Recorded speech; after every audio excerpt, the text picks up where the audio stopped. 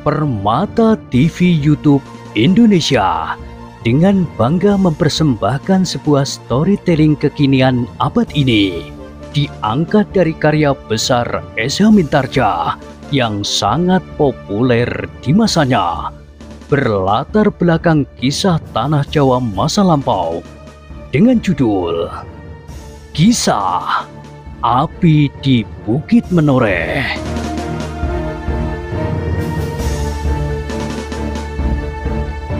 Pada kesempatan yang sangat baik ini, kita masuk pada episode yang ke-584.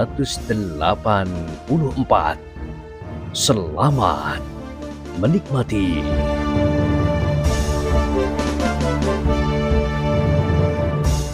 Di akhir kisah sebelumnya disebutkan, dada kiwas kita berdesir. Ternyata kedua orang itu benar-benar orang pilihan. Mereka mampu melihat keadaan yang sebenarnya dan mengesampingkan bentuk semuanya. Sejenak kemudian maka air yang sudah mulai merambat sampai ke mata kaki itu pun seolah-olah menjadi surut dengan tiba-tiba. Awan yang hitam kelam di langit pun bagaikan pecah di tiup prahara. Sedang hujan yang turun dengan lebatnya segera disapu pula oleh penglihatan mata hati dari orang-orang yang menyebut diri mereka tukang satang itu. Luar biasa, desis Kiai Gringsing. Kalian benar-benar memiliki ilmu yang mengagumkan. Tidak sia-sia kalian mendapat tugas untuk melenyapkan semua orang yang dapat menunjukkan jejak kepergian pusaka-pusaka dari Mataram itu. Lawan Kiai Gringsing itu sama sekali tidak menyahut. Agaknya kemarahan yang melonjak di dadanya tidak dapat dibendungnya lagi, sehingga tiba-tiba saja ia pun sudah meloncat menyerang dengan garangnya. Tetapi Kiai Gringsing pun sudah bersiap sepenuhnya. Ia sempat mengelak, bahkan kemudian ia pun segera membalas dengan serangan pula. Sebuah loncatan yang panjang dengan kaki terjulur lurus menyamping. Lawannya tidak membiarkan dirinya lumpuh oleh serangan itu. Dengan tangkasnya ia meloncat ke samping. Kemudian tangannya pun segera terayun memukul pergelangan kaki Kiai Gringsing.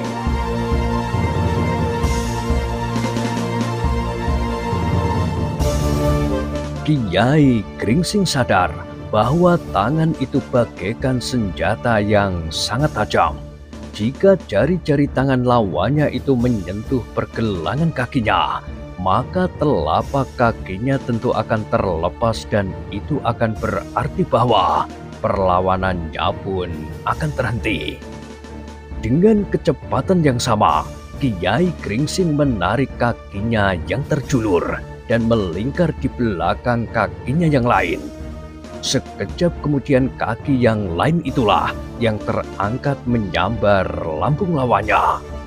Lawannya tidak sempat memutar tubuhnya dan menghantam kaki Kiai Gringsing dengan jari-jarinya. Yang dapat dilakukannya adalah melindungi lambungnya dengan siku.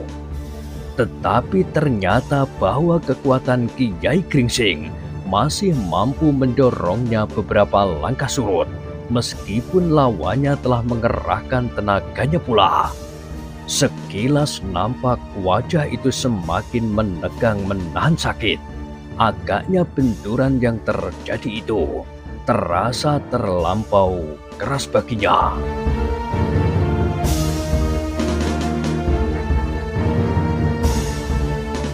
Lawan Kiai Gringsing itu pun kemudian sadar sepenuhnya bahwa ia telah berhadapan dengan seorang yang luar biasa. Seorang yang tidak akan dapat ditundukkannya begitu saja. Apalagi ketika sekilas ia melihat kawannya yang sudah mulai bertempur pula melawan Ki Sumangkar. Maka sudah terasa baginya bahwa apabila ia bertempur dengan cara itu, dengan membanggakan kekuatan jari-jarinya, maka ia tidak akan dapat memenangkannya. Betapapun juga tajamnya kekuatan jari-jarinya, namun ternyata bahwa orang itu masih merasa perlu untuk mempergunakan senjata. Karena itulah, maka sejenak kemudian ia pun melangkah surut menjauhi Kiai Gringsing untuk mendapat kesempatan melepaskan senjatanya. Kiwas kita masih berdiri dengan tegang. Ia menjadi ragu-ragu apakah pantas baginya untuk ikut bertempur pula di antara kedua kawannya. Namun ketika ia menjadi yakin bahwa kedua orang yang menyamar menjadi tukang perahu itu tidak akan dapat mengimbangi kedua kawannya, ia pun menjadi semakin tenang. Tetapi sikap terakhir lawan Kiai Gringsing sangat menarik perhatiannya. Ia hampir berteriak ketika ia melihat tangan orang itu dengan kecepatan yang hampir tidak kasat mata meraba tengkuknya. Namun Kiai Gringsing pun sudah berwaspada. Ketika tangan itu kemudian terayun, Kiai Gringsing dengan tangkasnya meloncat ke samping sambil memiringkan tubuhnya. Sebuah pisau belati yang kecil dengan kecepatan seperti angin yang kencang telah menyambarnya.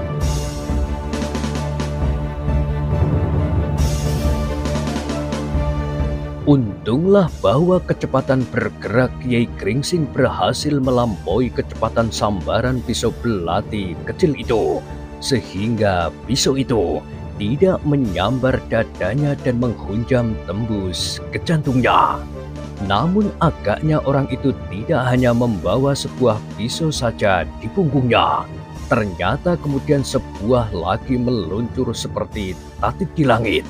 Sekali lagi, Kiai Gringsing terpaksa meloncat menghindar agar pisau itu tidak menyobek tubuhnya. Tetapi ternyata orang itu membawa beberapa pisau yang kecuali terselip di punggungnya, juga diikat pinggangnya. Beberapa buah pisau belati nampak berderet melingkar di seluruh bagian ikat pinggang itu.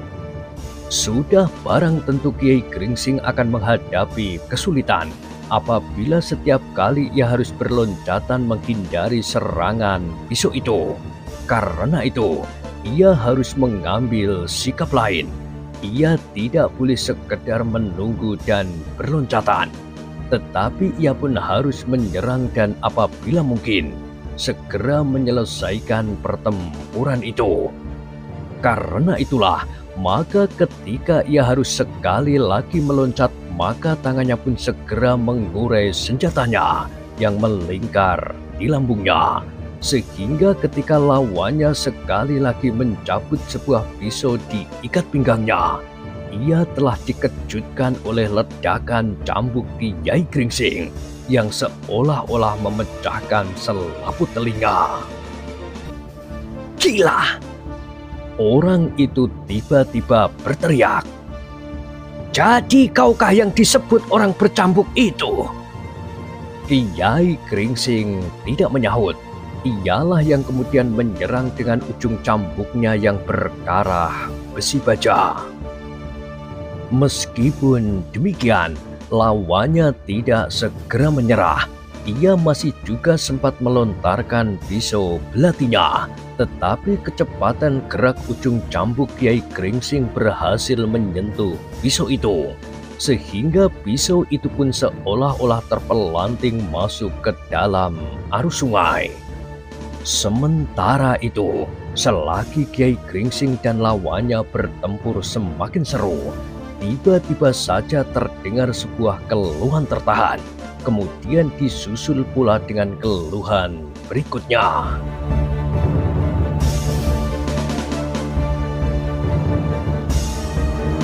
Kiai Gringsing dan lawannya sempat berpaling, dan mereka pun melihat darah menyembur dari dada lawan Ki Sumangkar. Agaknya ia pun tidak mempunyai pilihan lain daripada mengakhiri pertempuran itu dengan memaksa lawannya untuk menyerahkan nyawanya. Ki Sumangkar pun kemudian berdiri termangu-mangu.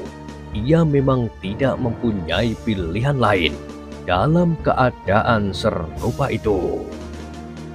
Perlahan-lahan Ki Sumangkar mendekati mayat yang masih mengalirkan darah yang mewarnai pasir. Namun perlahan-lahan darah itu pun mulai membeku. Ki Waskita menarik nafas dalam-dalam. Ia melihat lawan Kiai Gringsing menjadi gelisah, tetapi agaknya ia justru menjadi berputus asa dan dengan membabi buta menyerang Kiai Gringsing dengan pisau-pisau belatinya. Dengan ragu-ragu Ki Waskita pun mendekati Ki Sumangkar. 3 buah lubang dari ketiga ujung trisula kecil Ki Sumangkar itu telah menganga di dada lawannya. "Aku tidak dapat berbuat lain," desis Ki Sumangkar. Ki Waskita mengangguk-anggukkan kepalanya. Katanya, "Memang kita dihadapkan pada satu-satunya kemungkinan. Jika orang-orang itu tidak mati terbunuh, maka beberapa orang justru akan dibunuhnya." "Masih ada seseorang," desis Ki Sumangkar. "Jika kita berhasil menangkapnya hidup-hidup, maka kita akan dapat mencari jawab tentang pusaka yang hilang itu." "Aku kira kita tidak akan mendapatkannya," berkata Ki Waskita. "Ia adalah orang yang yakin akan segala perbuatannya. Ia akan menutup mulutnya, betapapun kita mencoba memerasnya." "Mungkin kita justru akan dapat membujuknya dengan jalan yang paling baik, bukan dengan kekerasan."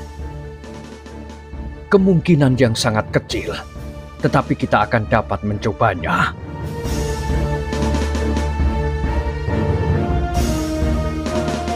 Ki Sumangkar memalingkan wajahnya dari mayat yang terkapar di pasir itu.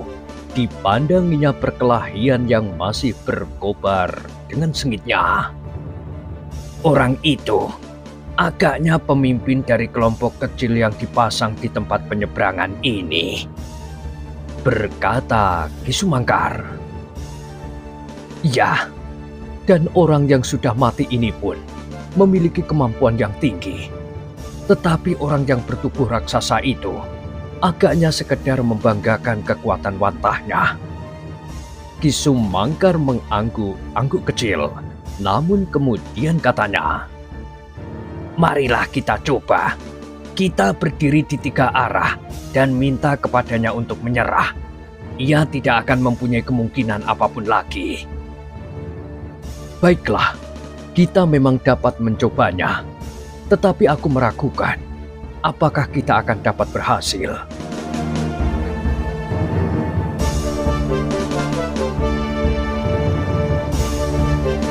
Ki Sumangkar dan Ki Waskita pun kemudian mulai berpencar. Mereka mengambil tempatnya masing-masing, sehingga seolah-olah lawan Kiai Gringsing itu sudah terkepung rapat-rapat dan tidak mempunyai kesempatan untuk melepaskan dirinya. "Kiai," berkata Ki Sumangkar kemudian, "apakah Kiai tidak dapat minta kepada lawan Kiai itu untuk berbicara saja dengan baik?" Kiai Gringsing meloncat surut. Ia mencoba untuk melepaskan diri dari lawannya, tetapi lawannya sama sekali tidak memberi kesempatan kepadanya untuk berbicara. Tetapi akhirnya pisau-pisau kecil lawan Kiai Gringsing itu pun telah terlemparkan semuanya, tanpa satu pun yang dapat menyentuh lawannya. Karena itu, maka ia pun menjadi semakin marah dan berkelahi semakin kasar. "Kisanak," akhirnya Kiai Gringsing mendapat juga kesempatan ketika pisau-pisau belati itu sudah habis. "Sebaiknya kita menghentikan perkelahian yang tidak berarti lagi ini." "Persetan!" Orang itu menggeram, namun serangannya justru menjadi semakin dahsyat meskipun sudah mulai nampak ia kehilangan keseimbangan nalar. "Marilah kita berbicara," berkata Ki Sumangkar. Sama sekali tidak ada jawaban. "Kita dapat berbuat lain daripada sekedar memanjakan kekasaran dan nalar yang buram," desis Ki Waskita. "Aku tidak peduli," teriak orang itu sambil menyerang Kiai Gringsing. "Kalian harus mati." "Kau tidak mau melihat kenyataan. Kedua kawanmu sudah mati, meskipun sama-sama tidak kita kehendaki. Tetapi agaknya memang tidak ada pilihan lain." "Memang tidak ada pilihan lain bagi kalian kecuali mati," teriak orang itu pula. Ki Sumangkar dan Ki Waskita menarik nafas dalam-dalam, sedang Kiai Gringsing masih harus bertempur dengan serunya. Agaknya orang itu benar-benar telah berputus asa. Namun agaknya orang itu mempunyai pertimbangan lain. Ia memang sudah berputus asa dan merasa tidak akan dapat memenangkan perkelahian itu. Tetapi ia masih mempunyai satu harapan untuk dapat melarikan diri. Ia dapat mencebur ke dalam air dan mencoba berenang menyeberangi Kali Progo. Beberapa saat ia akan mengikuti aliran air yang menuju ke laut selatan itu. Kemudian ia dapat berenang ke tepian, sebelah timur atau sebelah barat. Sambil bertempur, orang itu mencoba mencari jalan untuk keluar dari kepungan. Ia tidak memikirkan lagi nilai-nilai kejantanan dan sifat satria. Licik pun akan dilakukannya untuk melepaskan diri dari tangan orang bercambuk dan kawan-kawannya itu. Karena ia sadar bahwa keterangan yang diperlukan oleh orang-orang itu dari dirinya akan membuatnya mengalami kesulitan yang tidak berkesudahan. Tetapi ia pun sadar sepenuhnya bahwa ternyata ia sudah berhadapan dengan orang-orang yang jauh lebih kuat dari yang diduganya semula. Apalagi di antara mereka terdapat orang bercambuk, dan salah seorang dari mereka pasti seorang yang memiliki ilmu yang dapat membingungkan orang lain dengan bentuk-bentuk semu. Untunglah bahwa ia mampu mengatasi gangguan bentuk semu itu. Namun untuk berhadapan dengan ketiga orang itu sekaligus memang suatu hal yang tidak mungkin dapat dilakukannya. Orang yang bertempur melawan Kiai Gringsing itu masih beruntung karena Ki Sumangkar dan Ki Waskita tidak segera turun ke gelanggang dan mengeroyoknya beramai-ramai. Kesempatan yang masih itu harus dipergunakannya sebaik-baiknya untuk mencari jalan keluar dari kepungan mereka. Sejenak kemudian orang itu masih mendengar Ki Sumangkar berkata, "Kenapa kau tidak menghentikan perlawananmu?" "Persetan!" orang itu berteriak. "Menyerahlah!" desis Ki Waskita. "Jangan banyak bicara!" teriak orang itu. "Kau tidak mempunyai pilihan lain," berkata Kiai Gringsing. "Diam! Diam! Aku bunuh kau!" Orang itu berteriak semakin keras. Seperti berjanji, maka Ki Sumangkar, Ki Waskita dan Kiai Gringsing berganti-ganti mengucapkan kata-kata yang membuat orang itu semakin marah, tetapi juga semakin bingung. Namun ia masih juga tidak mau menyerah. Bahkan dengan tiba-tiba ia berusaha untuk meloncat melarikan diri dari gelanggang. Tetapi Ki Sumangkar meloncat cepat. Karena itu, maka lawan Kiai Gringsing itu pun terhenti beberapa langkah di hadapan Ki Sumangkar. "Kau tidak akan dapat melarikan diri," desis Ki Sumangkar. Orang itu tidak menjawab. Dengan serta-merta ia menyerang Kisumangkar dengan sambaran jari-jari mautnya. Tetapi Kisumangkar sempat mengelak. Ia sudah bersiap menghadapi segala kemungkinan. Karena itu, maka sejenak kemudian Kisumangkarlah yang harus bertempur dengan seorang lawannya yang tersisa itu. Sesaat kemudian, pertempuran itu pun telah beralih. Kisumangkarlah yang harus bertempur dengan sepenuh kemampuannya untuk melawan orang yang sudah kehilangan harapan itu. Sementara keduanya bertempur, maka Ki Waskita dan Kiai Gringsing selalu mencoba mengganggunya dengan kata-kata yang semakin membingungkannya.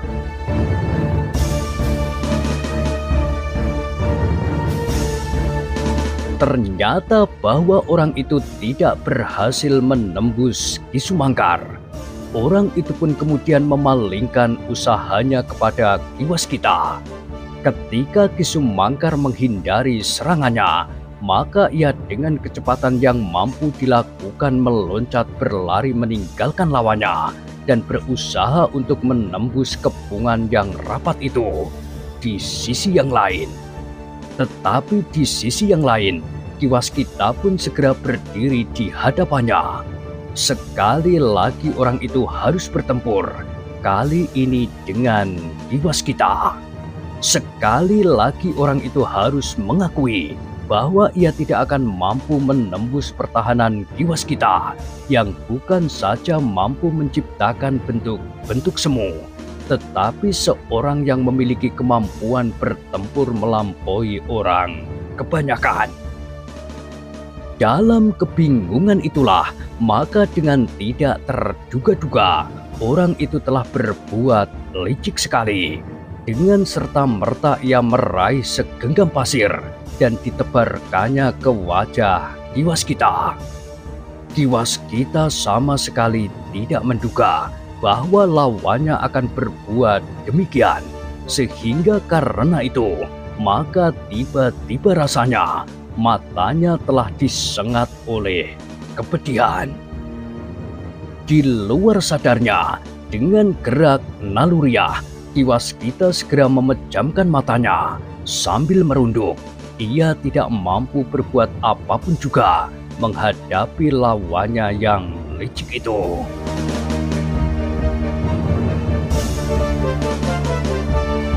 Kesempatan itu rupa-rupanya akan dipergunakan sebaik-baiknya oleh lawannya.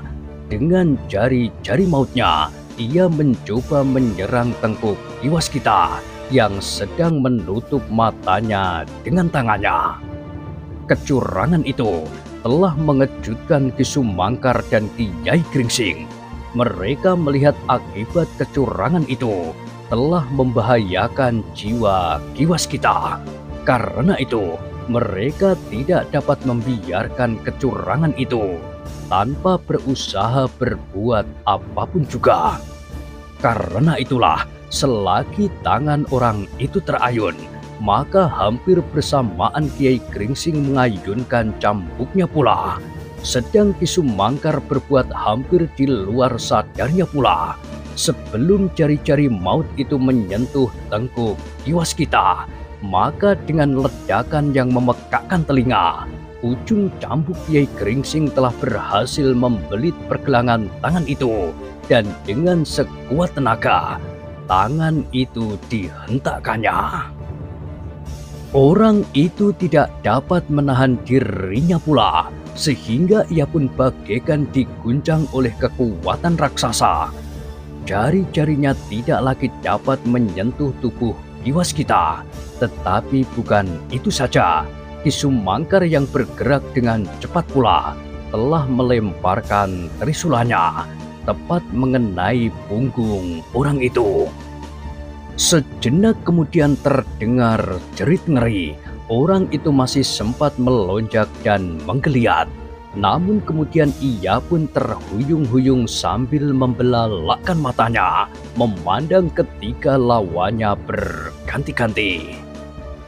Setan yang licik! geramnya. Kalian berkelahi seperti perempuan. Kalian hanya berani menghadapi lawan dengan bertempur berpasangan 3 orang sekaligus. Kiai Gringsing, Ki Sumangkar, dan Ki Waskita yang sudah berhasil menguasai dirinya sama sekali tidak menjawab. Kalian akan mampus oleh tangan-tangan perkasa dari darah Majapahit. Ia masih menggeram. Siapakah darah Majapahit itu? Bertanya Kiai Gringsing. Orang itu menjadi semakin lemah dan tiba-tiba saja ia terjatuh di pasir. Tetapi ia masih berdesis. Pembalasannya akan segera datang.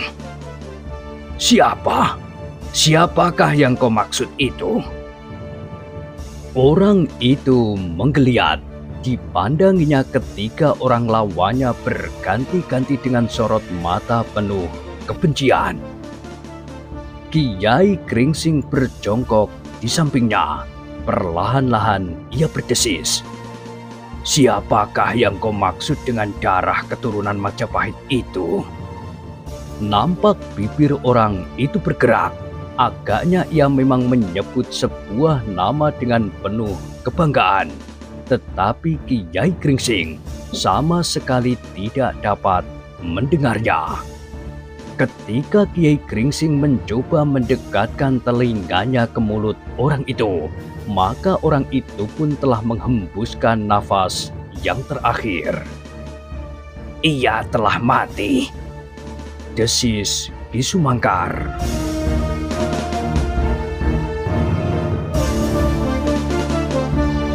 Kiai Gringsing menarik nafas dalam-dalam. Tanpa disadarinya, ia pun berpaling memandang lawan Ki Sumangkar yang telah mati terlebih dahulu. Kemudian mayat yang terkapar di hadapannya. Kitalah yang telah menjadi pembunuh kali ini, desis Kiai Gringsing.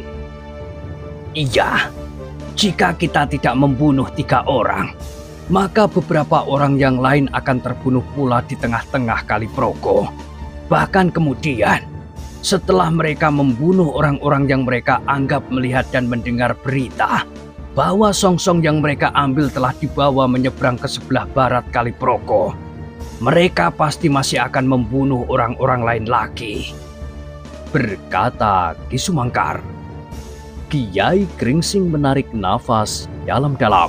Sementara Ki Waskita masih mengusap matanya yang sudah mulai dapat melihat lagi setelah ia mencuci mukanya di air kali yang keruh itu. Ya, berkata Ki Waskita kemudian.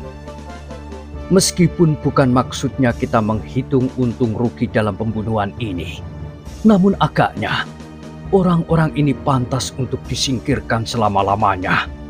Kita tidak akan dapat mengharapkan bahwa jiwa mereka dapat berubah, sehingga masih ada kemungkinan di masa datang mereka merubah sikap dan sifat-sifatnya.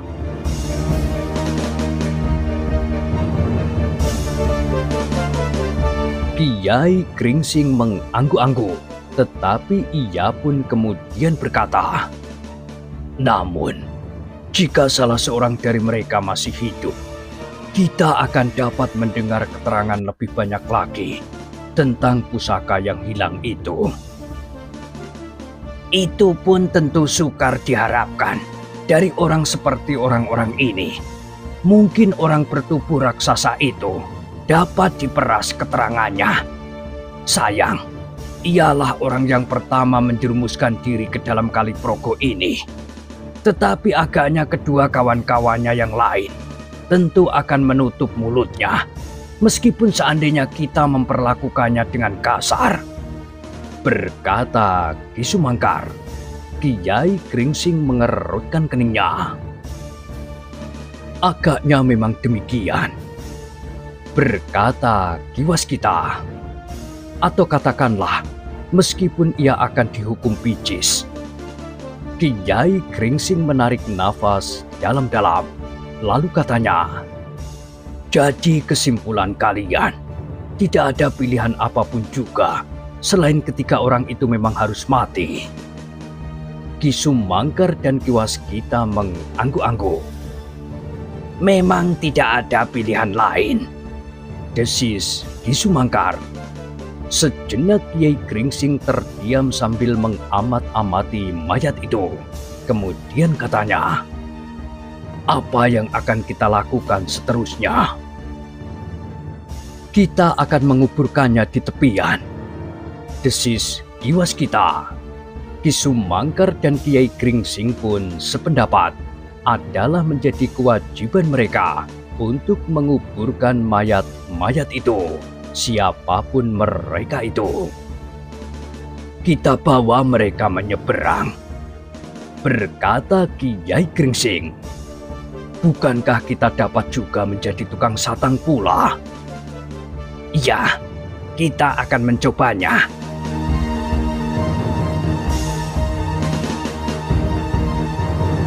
Demikianlah, maka kedua mayat itu pun segera dinaikkan ke atas perahu.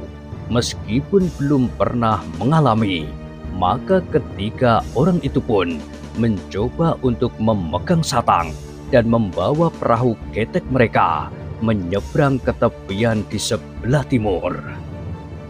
Ketiga orang itu sama sekali tidak menghubungi siapapun juga, karena mereka tidak ingin membawa siapapun ke dalam kesulitan. Jika ada seorang atau beberapa orang yang ikut membantu mereka menguburkan mayat-mayat itu, maka di saat yang lain, mungkin orang-orang yang tidak mengetahui apapun juga itu akan menjadi sumber keterangan yang bersimpang siur dan dapat membuat mereka sendiri kesulitan. Dengan alat yang dapat mereka ketemukan, mereka menggali tanah berpasir dan menguburkan kedua orang itu di tepian yang cukup jauh dari arus air.